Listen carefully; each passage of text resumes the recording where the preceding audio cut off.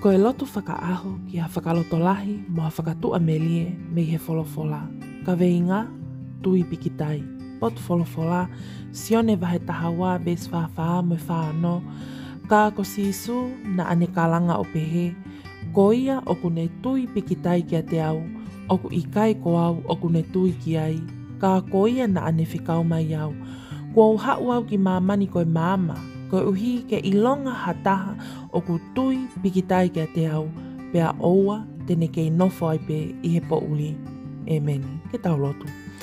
Eiki sisu, malo e mau mama. Whawheta i e mau koloa, o lawe ai e whakapo uli ko au. Lahi e taime e kumo ui, neu whanonga pe he whakapo uli. Pea ikai ke iai e tui ke ne tataki au kia te koe sisu.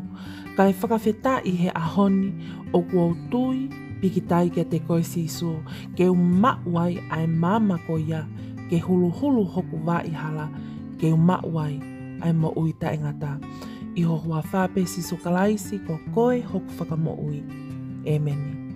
Whakamalo ate te koe o ku ke kaumai ke ta lotu hufia he whiawhini. Io koe tui ki he mama a sisu kalaisi a e te tui ki he ene pekia mo e toitu u.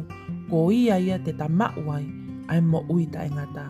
Hange koe lea a paula ki he kakailo ma tui aki hoku loto pea kua whakatonu hi au. Lea aki hoku ngutu pea kua whakamo ui au. Ma lo sisu e mau mama. Loto mauai pe ki he eiki, whainga maari e kotoa pe ho mo ui, pea tene whakaai, si e tau ngahi fie mau kotoa pe.